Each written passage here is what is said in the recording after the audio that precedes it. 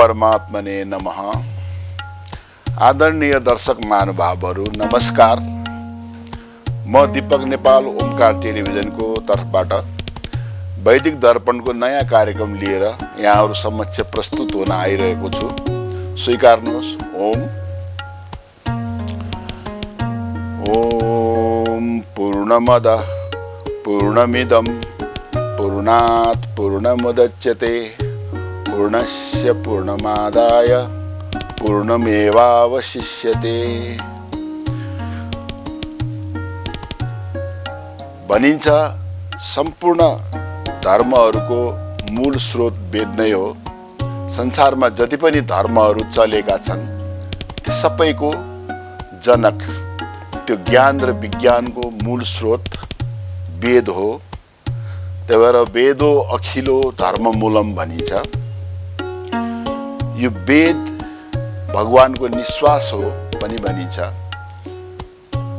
यस्य निश्वसितम वेदाः, वेद भगवानको श्वास हो, वेद भगवानको प्रश्वास हो। तर यो वेदलाई बुझ्नलाई हामीलाई जिन्दगीभर पढे पनि, सरासर पढ्दै गए पनि कहिले पनि नसिद्धिने भनी साध्य छैन। त्यसकारण आचार्य चाणक्यले पनि पञ्चतन्त्रमा भन्नुभएको छ, अनन्त पारम किल शब्द शास्त्रम स्वल्पम तथा आयुर बहवश्च विघ्ना सारम तथो ग्राह्य मुपास्य फल्गु हंसैर यथा क्षीरमिवाम्बु मध्यात्। अर्थात यो वेद शब्द शास्त्रका यसका शाखा प्रतिशाखाहरू यति छन्, तर हाम्रो आयु धेरै छोटो छ। यति धेरै विघ्न बाधाहरू छन्, त्यसलाई पन्छाएर हामीले साध्य पनि छैन। त्यसै कारण हामीले यो वैदिक शास्त्रलाई जसरी हाँसले दूध लिँदाखेरि, पानीमा भएको दूध लिँदाखेरि पानी फालेर दूध मात्रै ग्रहण गर्छ, त्यसै गरेर हामीले यो वैदिक सम्पूर्ण शास्त्रहरूलाई सार मात्रै लिएर अरू बोक्राहरूलाई त्यति हामीले वास्ता नगरेर हिँड्दै पढ्दै जानुपर्छ। त्यसको लागि सद्गुरुको आवश्यकता पनि पर्छ, सत्सङ्गतको आवश्यकता पर्छ। वेदको मूर्ति भगवान शिव स्वयं साक्षात् हुनुहुन्छ। त्यसै हुनाले भनिएको पनि छ, विशुद्ध ज्ञान देहाय त्रिवेदी दिव्य चक्षुषे श्रेय प्राप्त निमित्ताय नमो सोमार्धधारिणे। अर्थात यो ज्ञान विज्ञानको, विशुद्ध ज्ञान विज्ञानको प्रतिमूर्ति स्वरूप भगवान शिव, जसको तीनटा नेत्र ऋक, यजु र सामवेद स्वरूप पनि छ, र जसको मस्तकमा अर्धचाँद चन्द्राकार चन्द्रमाको मुकुट पनि पहिरिनु भएको छ, उहाँले धारण गर्नुभएको छ। त्यस्ता कल्याणकारी शिवलाई कोटि कोटि नमस्कार छ। आदरणीय दर्शक महानुभावहरू, भनिन्छ यो जगत सृष्टि सुरु हुनुभन्दा पहिले शून्यमय जगत थियो, केही पनि थिएन, शून्य मात्रै थियो। तथापि त्यहाँ तत्त्व चाहिँ विद्यमान थियो, मूल तत्त्व विद्यमान थियो। त्यस तत्त्वलाई ब्रह्म तत्त्व पनि भनिन्छ। ब्रह्म तत्त्वमा सत र तत् दुई तत्त्व मिलेर बनेको छ। तत् पुरुष हो, सत प्रकृति हो। प्रकृति र पुरुष बिना यो जगत र जीवनको सृष्टि हुन पनि सक्दैन। भगवत गीतामा पनि भनिएको छ, ओम तत् सत् इति निर्देशो ब्रह्मणः त्रिविधः स्मृत ब्राह्मणास्तेन वेदाश्च यज्ञाश्च विहिता पुरा। अर्थात यो तत्र सतबाट ब्रह्म तत्त्वको उत्पत्ति भयो। त्यो ब्रह्म तत्त्व नै अक्षर भयो। अक्षरबाट ध्वनि उत्पत्ति भयो, ध्वनिबाट नाद, नादबाट मन्त्र, एवं प्रकारले ओमको मन्त्र उत्पत्ति भयो। त्यो ओमलाई सर्वप्रथम ब्रह्माजीले ग्रहण गर्नुभयो। ब्रह्माजीबाट क्रमशः विभिन्न ऋषि महर्षिहरूले ग्रहण गर्नुभयो। त्यसपछि यो वेदमा यसको उल्लेख भयो। यही वेदबाट यज्ञ आदि जति पनि कर्महरू छन् त्यो सम्पूर्ण ओमकारबाट नै पूर्ण भएको छ जस्तो भनिन्छ। यो ब्रह्माण्डं विदधाति पूर्वं यो वै वेदांश प्रणोति तस्मै यो वै वेदांश प्रणोति तस्मै तमहम आत्मबुद्धि प्रकाशम मुमुक्षुर्वै शरणमहम प्रपद्ये। पशुपति समम लिंगम भागवती समम नदी गुहेश्वरी समम पीठम नास्ति ब्रह्माण्ड मण्डले भनिएको छ। आदरणीय दर्शक महानुभावहरू, यो भगवान श्री पशुपतिनाथ पञ्चानन शिवको मुखलिङ्ग स्वरूप हाम्रो काठमाडौँको मध्य केन्द्रमा अवस्थित छ। सम्पूर्ण विश्वभरिका सनातन हिन्दू आर्य धर्मावलम्बीहरूको आस्था र धरोहरको केन्द्र पनि हो। यसमा हामीले यो वेद स्वरूप नै पञ्चमुखको वर्णन छ। पञ्चमुखमा 4वटा मुख पूर्व, पश्चिम, उत्तर, दक्षिणतिर फर्किएका अथै माथितिर आकाशतिर फर्केको एउटा मुख पनि छ जुन निराकार मुख छ। 4तिर फर्केको मुखमा आकार र विभिन्न वेदमा नै पनि वर्णन छ। पश्चिमतिर फर्केको मुखलाई सद्योजात मुख भनिन्छ जुन पृथ्वी तत्त्वको प्रतिनिधित्व गर्दछ, जसबाट ऋग्वेदको उत्पत्ति भएको हो भनिन्छ। त्यसैगरी क्रमशः हामी जाउँ उत्तरतर्फ फर्केको मुखतिर। उत्तरतिर फर्केको मुखलाई वामदेव मुख भनिन्छ जुन अर्धनारीश्वरको प्रतीक पनि मानिन्छ। गौरी शङ्कर मुख पनि भनिन्छ अथवा उमा मुख पनि भनिन्छ। यो मुखले जल तत्त्वको प्रतिनिधित्व गर्दछ। यो यजुर्वेद स्वरूप छ। यसपछि हामी जाउँ दक्षिणतर्फ फर्केको मुख जसलाई अघोरो मुख भनिन्छ। यसलाई भैरव मुख पनि भनिन्छ। रौद्र आकारको, हेर्दाखेरि डरलाग्दो, जुन सम्मान गर्दालाई अलिकति भक्त दर्शकहरूलाई अलिक गाह्रो हुने, अप्ठ्यारो हुने पनि भनिएको छ। यो मुखले तेज तत्त्वको प्रतिनिधित्व गर्दछ र अथर्व वेदको उत्पत्ति पनि यही मुखबाट भएको हो भनिएको छ। वेदमा यसको वर्णन छ। यसै गरी हामी जाउँ पूर्वतर्फको मुखलाई। पूर्वतर्फ फर्केको मुखलाई तत्पुरुष मुख भनिन्छ।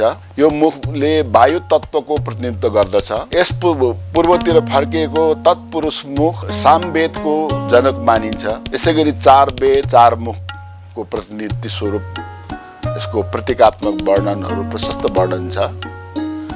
अब माथितिर फर्केको, आकाशतिर फर्केको ईशान मुखमा जाउँ। त्यसलाई ओमकार मुख भनिन्छ जुन ओमबाट यो 4 वेदको विस्तारित भएको हो। 4 वेदबाट विभिन्न उपवेदहरू, वेदाङ्गहरू, उपाङ्गहरूको अझ विस्तार भयो कालान्तरमा। त्यो भएर भगवत गीतामा भनिएको पनि छ, ऊर्ध्वमूलं मदशाखं अश्वत्थं प्राहुरव्ययम् छन्दांसि यस्य पर्णानि यस्तं वेद स वेदविद। ऊर्ध्वमूल भएको माथितिर फर्केको पिपलको वृक्ष, कहिले पनि नाश नहुने, उत्पत्ति नाश नहुने अश्वत्थ वृक्ष जसलाई अविनाशी वृक्ष, पुरुष वृक्ष पनि भनिन्छ। ऋग्वेद, यजुर्वेद र सामवेद र पछि अथर्व वेदको पनि अर्को प्रतिशाखा पनि उत्पत्ति भयो। यसले मूल हाम्रो 4 वेद हुन्। सुरुमा त्रिवेदको वर्णन थियो। यो 4 वेदबाट उपवेदहरूको विस्तार भयो। उपवेद भन्नाले वेदमा मन्त्रमा सन्निहित जति पनि मन्त्र छ, विभिन्न ऋषि मुनिहरूले यसलाई कुनै शाखाको रूपमा विस्तार गर्नुभयो। आयुर्वेद ऋग्वेदबाट उत्पत्ति भएको हो भनिन्छ। र सुश्रुत ऋषिले यसलाई अथर्ववेदबाट पनि उल्लेख सङ्ग्रहित गरिएको छ भन्नुभएको छ। धनुर्वेद यजुर्वेदबाट विकास भयो। गन्धर्व वेद भनेको सङ्गीत शास्त्र गाना बजाना जति पनि छन् यसका 1000 शाखा थिए। 1000 शाखामा अहिले एउटा एक शाखाको पनि चौथाइ भाग मात्रै अहिले विद्यमान छ, अहिले प्रचलित छ, अरू धेरै लोप भए। त्यसमा राग रागिनीहरूका जति पनि वर्णन थियो तथापि अहिले अल्प मात्रामा भए पनि गन्धर्व वेद त्यही सामवेदबाट नै लिइएको हो। त्यसपछि शिल्प विद्या, स्थापत्य विद्या, मूर्तिकला, विमान शास्त्र आदि इत्यादि र कामशास्त्र यो सबै अथर्ववेदबाट नै उद्धृत गरिएको भनिन्छ। अब यो उपवेदमा अरू शाखाहरू पनि छन्। नीतिशास्त्र यसै अन्तर्गत छ, समाजशास्त्र, अर्थशास्त्र, राजनीतिशास्त्र आदि हाम्रो समाजमा जति पनि समाजलाई सुव्यवस्थित गर्नको लागि, व्यवस्थित गर्नको लागि उपवेदको प्रचुर मात्रामा प्रयोग थियो पहिला। त्यसपछि उपवेदपछि हामी वेदाङ्गमा जाउँ। वेदाङ्ग भनेको वेदको अङ्ग हो। जस्तै हाम्रो अङ्गमा, हाम्रो शिरमा आँखा छ, मुख छ, कान छ, नासिका छ, हात गोडा भनौँ भने जस्तै वेदको आँखा भनेको ज्योतिष हो, वेदको मुख भनेको व्याकरण हो, त्यसपछि नासिका शिक्षा भयो, शिक्षा भनेको फोनेटिक्स, यो सङ्गीत शास्त्रमा आउँछ। हाम्रो हातलाई कल्प भनिन्छ, छन्द शास्त्रलाई पाउ भनिन्छ। यसरी चाहिँ वेदको वेदाङ्गको वर्णन। त्यसै गरी निरुक्त कान हो, निरुक्त भनेको व्याकरण शास्त्रमै आउँछ। त्यसपछि वेदाङ्गमा यो 6वटा अङ्ग मुख्य गरेर ज्योतिष, व्याकरण, शिक्षा, निरुक्त, छन्द र कल्प 6वटा विभाग छन्। त्यसै गरी हाम्रो अङ्गको पनि उपाङ्गहरू हुन्छन्। जस्तै हाम्रो मुख्य अङ्गहरू हात भने जस्तै हातका उपाङ्गहरू हत्केला, कुइना, औँला भने जस्तै वेदका पनि उपाङ्गहरू छन्। त्यो उपाङ्गहरूलाई कसरी विस्तारित गरिएको छ भने सर्वप्रथम श्रुति, स्मृति। श्रुति भनेको मन्त्रहरू नै हो, मन्त्रहरूको संहितालाई श्रुति भनिन्छ। स्मृति, यो श्रुति पनि 18वटै थिए, स्मृति पनि 18वटा छन्। जस्तै याज्ञवल्क्य स्मृति, पराशर स्मृति, विदुर स्मृति आदि। त्यसपछि इतिहास, इतिहास वैदिक इतिहास भनेको रामायण र महाभारत हो। यसलाई पञ्चम वेद पनि भनिन्छ। त्यसपछि पुराणहरू 18वटा छन्, 18 पुराण छन्। मूल पुराणहरू 18वटा छन्, उपपुराण पनि 18वटा छन्। त्यसपछि हामी जाउँ, दर्शन चाहिँ वैदिक ग्रन्थको सार भने पनि हुन्छ। सम्पूर्ण वैदिक दर्शनको सार दर्शन शास्त्र हो, त्यो षड दर्शन भनिन्छ यसलाई। यसमा आस्तिक दर्शन 6वटा छन्, नास्तिक दर्शन 6वटा छन्। आस्तिक भनेको वैदिक नै हो। जसले वेद मान्दैन त्यसलाई नास्तिक दर्शन भनिन्छ। वेदको मान्यतालाई त्यति स्थापित नगरेर आफ्नै मान्यता विभिन्न महात्माहरूले प्रस्तुत गर्नुभएको र प्रयोग गर्नुभएको। जस्तै नास्तिक दर्शनमा बौद्ध दर्शन, जैन दर्शन आउँछन्। र हाम्रो आस्तिक दर्शनमा सर्वप्रथम वैशेषिक दर्शन हो। वैशेषिक दर्शन भनेका प्रणेता कणाद मुनिलाई लिइन्छ। त्यसपछि न्याय दर्शनको प्रणेता गौतम ऋषि हुनुहुन्छ। त्यसपछि आएर साङ्ख्य दर्शनको सूत्रकार हाम्रो कपिल मुनि सांख्य दर्शनको यो प्रयोगात्मक पक्ष भनेको योग दर्शन हो, जुन अहिले चलेको विश्वभरि नै आस्तिक धर्मावलम्बीहरूले पनि नास्तिकहरूले पनि विश्वव्यापी योग चाहिँ बहुप्रचारित छ, प्रयोग पनि छ। त्यसपछि मीमांसा दर्शन आउँछ। मीमांसामा पनि पूर्व मीमांसा र उत्तर मीमांसाहरू छन्। पूर्व मीमांसा भनेको यज्ञ कर्मसँग सम्बन्धित छन्, जसका प्रणेता जैमिनी मुनिलाई लिइन्छ। र उत्तर मीमांसा भनेको वास्तवमा वेदान्त हो। वेदान्तमा फेरि यसका 3टा विभाग छन्। प्रस्थानत्रय भनिन्छ। प्रस्थानत्रय भन्नाले ब्रह्ममा पुग्ने 3टा महामार्गहरू हुन्छन्। 3टा महामार्गबाट जहाँबाट गए पनि ब्रह्ममा नै पुग्ने प्रस्थानलाई प्रस्थानत्रय भनिन्छ। त्यसो ब्रह्म प्रस्थान भनेको उपनिषद आदि जति पनि आरण्यकहरू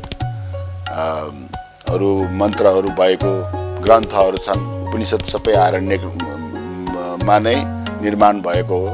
अरण्य भनेको वनमा ऋषि गुरु शिष्य परम्पराबाट ठुला ठुला ऋषि विद्वानहरूको शास्त्रार्थको निचोड पनि हो भनेर मानिन्छ। त्यसपछि दार्शनिक प्रस्थान ब्रह्मसूत्र हो, जसको रचनाकार वेदव्यास स्वयंले गर्नुभएको हो, रचना गर्नुभएको हो। त्यसपछि यो वैदिक प्रस्थान र दार्शनिक प्रस्थान, यो ब्रह्मसूत्र र उपनिषदहरू साधारण मान्छेको पहुँच पनि नपुगेको र बुझ्न पनि नसकिने असाध्यै दुरूह भएको हुनाले पछि श्रीमद् भगवत गीताको पनि एउटा आविष्कार भयो भनौँ। महाभारतको युद्धको पूर्व सन्ध्यामा भगवान श्री कृष्णले अर्जुनलाई ज्ञान दिनुभएको यो शास्त्र महाभारतको नै एउटा अङ्गको रूपमा छ। यसलाई स्मार्त प्रस्थान भनिन्छ। यो साह्रै सरल छ, सजिलैसँग पढ्न पनि सकिने, बुझ्नलाई पनि धेरै गाह्रो नभएको यो शास्त्र हो। यो चाहिँ वेदान्तमै पर्छ। त्यसपछि आउँछ दर्शन। दर्शनको अर्को एउटा विभाग छ। एकदम हाम्रो वैदिकहरूले, सम्पूर्ण वैदिकहरूले अध्ययन गरिरहनुभएका, त्यसको अनुसन्धान भएको तन्त्र दर्शन पनि छ। त्यो तन्त्र दर्शन यन्त्र मन्त्र मण्डल आदि विभिन्न प्रामाणिक विभागहरू छन्। त्यसको अहिले धेरै अनुसन्धान पनि भइरहेको छ। यसरी हामीले षड्दर्शन, आस्तिक दर्शन, वैदिक दर्शन भन्यौँ। अब नास्तिक दर्शन पनि छन्। नास्तिक दर्शनमा मैले भर्खर भने बौद्ध दर्शन नास्तिक दर्शन हो। बौद्ध दर्शनले वेदको मान्यता त्यति मान्दैन। यसका प्रणेता भगवान गौतम बुद्ध, महात्मा गौतम बुद्ध, जो हाम्रो नेपालमै जन्मिनु भएको हो, उहाँ हो। त्यसपछि जैन दर्शन समकालीन दर्शन हो। त्यसो अरहत दर्शन अन्तर्गत पर्छ। भगवान गौतम बुद्ध भन्दा नि पहिलाको दर्शनहरू पनि थिए र त्यसको समकालीन दर्शनहरू अरू पनि छ। सौत्रान्तिक, वैभाषिक, योगाचार आदि दर्शनहरू पनि नास्तिक दर्शनको षड्दर्शन अन्तर्गत पर्दछ। यसरी सम्पूर्ण वेदका दर्शनहरूको यसको दर्पणको रूपमा, सारको रूपमा हामीले प्रस्तुत गर्ने, जमर्को गर्ने क्रमशः प्रयास गर्दै जानेछौँ। आदरणीय दर्शक महानुभावहरू प्रतीक्षा गर्नुहोला। हामीले यो वैदिक दर्शन अन्तर्गत विद्वान महानुभावहरू, इच्छुक जिज्ञासुहरूसँग हामी प्रत्यक्ष सम्पर्कमा जानेछौँ। उहाँहरूलाई पनि बेला बखत यो स्टुडियोमा लिएर आएर हामी केही जिज्ञासा मेट्ने कोसिस गर्छौँ। यहाँहरूको पनि प्रश्नहरू केही छन् भने सोधी पठाउनु होला, लेखी पठाउनु होला, अथवा विद्वानहरू हामीले बोलाएको समयमा यहाँहरूले डाइरेक्ट लाइभमा पनि सोध्न सक्नुहुनेछ भनेर म यहाँहरूलाई आह्वान गर्दछु। तयार हुनुहोला। आज वैदिक दर्पणको एउटा परिचय मात्रै भयो। अब क्रमशः अर्को अङ्कदेखि हामी यसलाई विशेष कुनै एउटा विषय लिएर हामी यहाँहरू समक्ष प्रस्तुत हुन आउनेछौँ। प्रतीक्षा गर्नुहोला। धन्यवाद।